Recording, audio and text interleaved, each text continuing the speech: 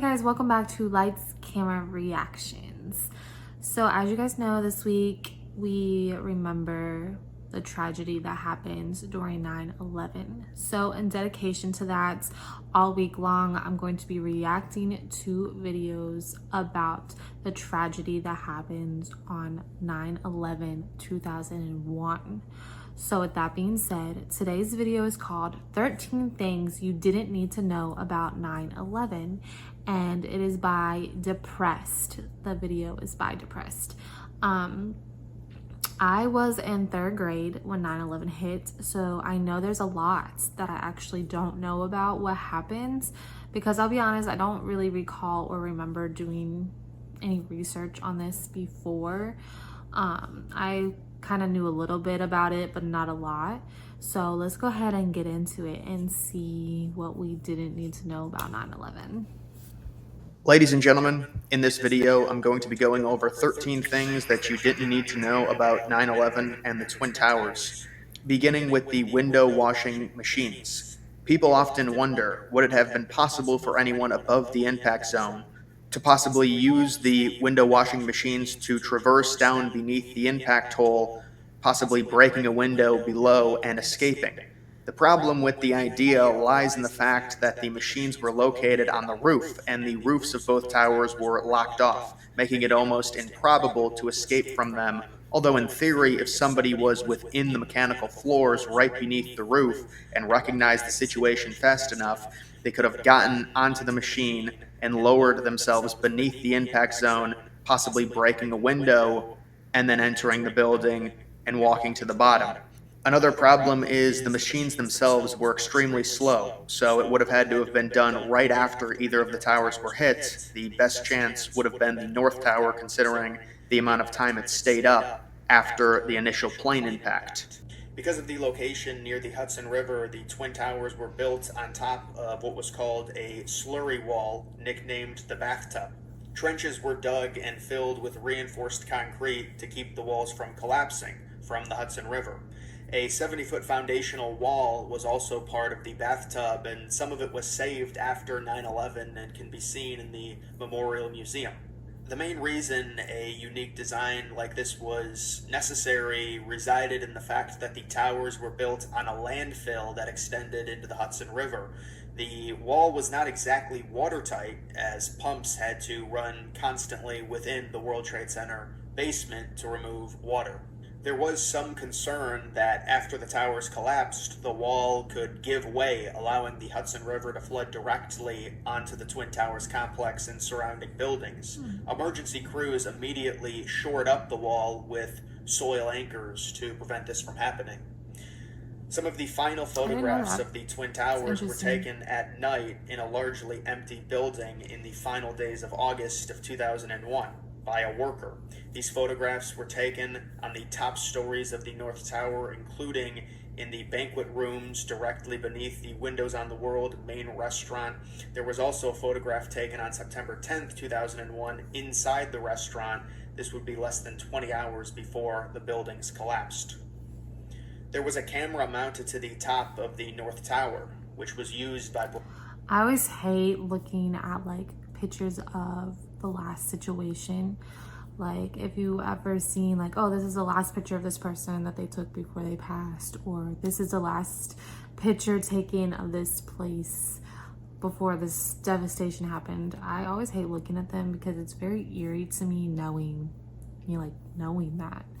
And also just kind of looking at those pictures, this is a little off topic, but why does it kind of reminds me of the new Final Destination movie? I don't know, it gives me that feeling looking at it and looking out the window. It was kind of the same scenery from the Final Destination. I wonder if they used it for inspiration. Oh, that's kind of interesting. Let's get back into it. Broadcast networks to get a shot of the cityscape of lower Manhattan. The camera would update in intervals, and the camera noticeably moved after the North Tower was hit, moving into a different position, likely from the shock of the impact from the plane. The North Tower was taller than the South Tower because of the antenna that was added in 1978. It was extremely heavy, weighing over 350 tons and standing over 300 feet tall. The antenna fell swiftly as the building began to collapse. This was due to the antenna being structurally connected to the central steel columns. After the collapse of the North Tower, parts of the antenna were recovered and remain on display at various museums. The Windows on the World restaurant was the highest restaurant in the world, located within the 106th and 107th floors of the North Tower. Yes, this definitely The reminds me restaurant of was the also new equipped Final with banquet Destination and movie. conference rooms Like the and whole had a look of staff it. of over 400. There was a specific elevator that was dedicated to the restaurant, allowing diners to get up to the 107th floor much quicker. The restaurant was also closed for 3 years, originally in 1993 due to the World Trade Center bombing. It sustained water and smoke damage, and it reopened in 1996. There were 170 people within the restaurant complex on September 11th as breakfast was being served at the time of the impact. Due to its ridiculously high location and the fact that it was within the North Tower, meaning that all 3 stairwells were severed upon plane impact, escaping was basically impossible. Of the 170 people within the restaurant, 72 of them were restaurant workers. Ramzi Youssef was not directly involved with 9/11, but 8 years prior, he planted a bomb that was inside of a van within the North Tower parking lot beneath the buildings. The idea was for the bomb to detonate and destroy the outer structural integrity of the North Tower, causing a cascade effect which would collapse the North Tower onto the South Tower. It's a pretty crazy story considering the bomb did detonate with Youssef escaping back to the Middle East, and while there was significant damage on the lower underground portions of the building, it obviously didn't collapse. There were said to be Las Vegas secret meetings with at least 5 of the hijackers visiting Las Vegas over the course of several months leading up to September 11th. The list included the 4 pilot hijackers and 1 muscle hijacker. There was said to be 1 trip in early September, which would have been just days before September 11th. They had something to the do with hijackers this. possibly meeting to discuss the plot or using Vegas as one last hurrah before their deaths. Muhammad Atta took a trip to Portland, Maine on September 10th of 2001, the day before 9/11, with a muscle hijacker. He stayed at a hotel in Maine overnight, making a stop at a Pizza Hut and a Walmart, along with using an ATM machine. Surveillance cameras show him the night before September 11th. It was said he likely did this to try and get around advanced security screenings in Boston, understanding the security measures at a smaller airport like in Portland, Maine, would be less threatening. He had to take a connecting flight early in the morning on September 11th from Portland to Boston. It is said that Muhammad Atta visited the ER in Florida in June of 2001 due to a severe leg infection. The hospital staff described Atta as extremely arrogant and uncooperative. He refused antibiotics, possibly fearing of tracking via prescriptions. None of the windows within the Twin Towers were meant to be open. On the upper floors, due to heat and smoke, people had to use office furniture to break the windows and be able to hang outside and try to capture clean, breathable air. Wow, Air pressure within specific doing rooms that. blew out windows after the impacts. This is due to fire expanding heated air within confined spaces, and there's a few videos that show almost a suction-like effect with windows and debris being blown out of the towers before their collapse. Larry Silverstein bought the World Trade Center complex in the summer of 2001. On September 11th, he was notably absent from the Windows on the World restaurant, as his routine after purchasing the buildings was to spend the morning there. He missed it for a dermatologist appointment. Both of his children were also notably absent from the Twin Towers. Silverstein said in an interview that both of his children were supposed to be there that day, but they were both running late. Wow. On September 10th, New York City saw a Wasn't the evening time. thunderstorm. This would have been the last night the Twin Towers existed on Earth. Around 1.16 inches of rain fell that day, which was one of the highest amounts ever recorded for September 10th within New York City. There was a cold front that passed through on the night of September 10th, bringing calm and sunny conditions in the early morning hours of the 11th. September 10th was practically overcast throughout the entire day, with the bulk of the thunderstorms happening in the early evening hours.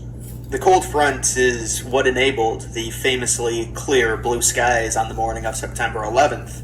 It was also unseasonably warm on the 10th of September, with a high reaching around 85 degrees, with present showers in the vicinity that created significant humidity. Well, I guess that was a few interesting facts. That was 13 things you didn't need to know about 9/11, and that was by Depressed. So I guess I thought this video was going to be more interesting, to be honest. Don't get me wrong, like there was some parts that were interesting, but when it said you didn't need to know, I was thinking more like, I don't know, maybe that you didn't want to know because they were that bad, or you just didn't know about them because we were distracted by everything else. But I don't know, I guess I was thinking it was going to be a little bit more spicy, with maybe like governments behind it, or I don't know, things like that, like little conspiracy theories, or just things that maybe hinted to that. That's what I thought it was going to be, more on those lines. But I'm not completely disappointed with the video. It just didn't like reach my expectations of what I thought it was going to be, but that's on me.